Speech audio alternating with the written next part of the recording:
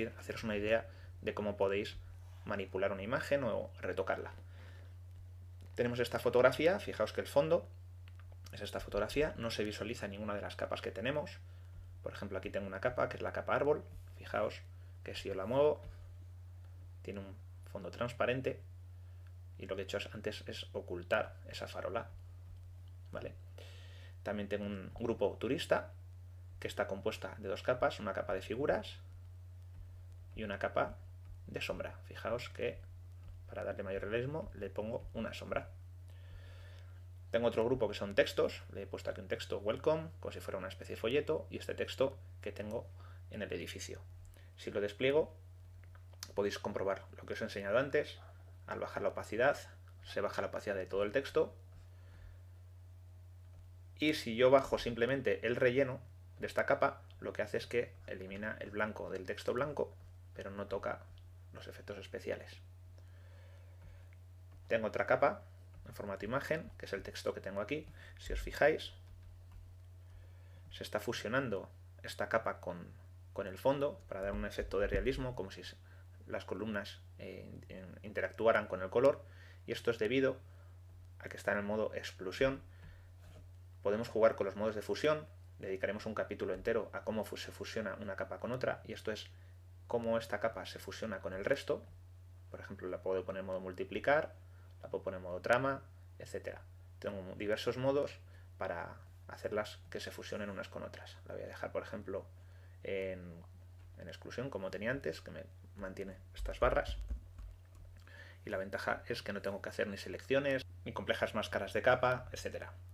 También he agregado un edificio. Voy a ocultar el árbol para que se vea algo de los efectos que he hecho al edificio. Despliego el grupo edificio y si os fijáis tenemos algunas cosas nuevas aquí. Por ejemplo, tenemos una capa y esto es lo que se denomina máscara de capa, que veremos en otro capítulo aparte. La máscara de capa es cómo se comporta una capa sin necesidad de tener que borrar elementos de esa capa y queremos conservarla para hacer una edición no destructiva. Voy a quitar la previsualización. Fijaos, yo simplemente he añadido este edificio y las partes blancas son las partes que visualizan esa capa y las partes negras son las partes que ocultan esa capa, por lo cual se va a visualizar esta farola que es la que tengo delante y se va a ocultar también toda la parte del fondo de estas nubes. Lo veremos más detenidamente en otros capítulos. Por ejemplo, tengo una capa de degradado, una capa fija, una capa sólida. También tengo una capa de ajuste. Las capas de ajuste y las capas sólidas se crean en esta pestañita de aquí. Fijaos que tenemos varias opciones: color uniforme, degradado, motivo. Vamos a crear una capa por encima de todas de un color uniforme. Le vamos a dar una tonalidad un poquito cálida. Fijaos que ahora mismo es un color sólido que está por encima de todas las capas, por lo cual no se visualiza ninguna de las que tengo debajo. Entonces lo que voy a hacer es bajar la transparencia, pero fijaros que el problema es que estoy perdiendo opacidad de esta imagen, por lo cual voy a jugar con los modos de fusión, por ejemplo el modo color, y lo que va a hacer es fusionarse simplemente con el color, y con la opacidad que le doy a la capa es como si fuese la fuerza que le estoy dando a esta imagen.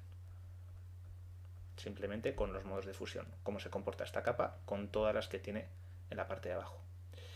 Si yo solo quiero que una capa intervenga con, por ejemplo, la que tengo por debajo, lo que voy a hacer es una máscara de recorte. Si aprieto la tecla Alt, al pasar entre las dos capas se me crean estos dos circulitos, o me voy a la pestaña de capa, crear máscara de recorte, y me va a poner esta flechita de aquí, y si os fijáis, lo único que hace es cambiar el color del árbol. O sea, que este ajuste solo se aplica a la parte sólida de la parte de la capa que tengo por debajo en este caso. Entonces yo puedo crear un ajuste que solo se aplique a una determinada capa. Entonces yo puedo hacer cambios de una forma mucho más rápida. Por ejemplo, voy a crear un ajuste de niveles de este árbol. Creo una capa de ajuste, niveles, me crea un panel de ajustes y lo que voy a hacer es cambiar la luminosidad. Si os fijáis me está alterando toda la imagen, pero yo al pasar con el ratón con la tecla Alt voy a hacer que solo se aplique al árbol. Una vez que tengo diversos ajustes realizados, lo que hago es que selecciono todos, con la tecla hago clic encima de una capa y con la tecla mayúsculas en la última y le doy a Command G o Control G. Entonces tengo aquí todos los ajustes de un árbol, por ejemplo. Si quiero que un ajuste me intervenga a nivel global, como hicimos en capítulos anteriores en imagen ajustes, que nos aplicaba un ajuste a toda la imagen, fijaos aquí toda esta parte del menú, desde brillo hasta corrección selectiva, todos estos ajustes están disponibles como capa de ajuste, fijaos, desde brillo hasta corrección selectiva. Por ejemplo, le voy a dar un efecto de blanco y negro. Le voy a poner por encima de todo, le he metido dentro del grupo, perdón, le voy a sacar, simplemente moviéndolo. Como está por encima de todos, me convierte al blanco y negro al estar en la parte superior. La ventaja que tengo con este tipo de capas es que yo, si no quiero blanco y negro, la borro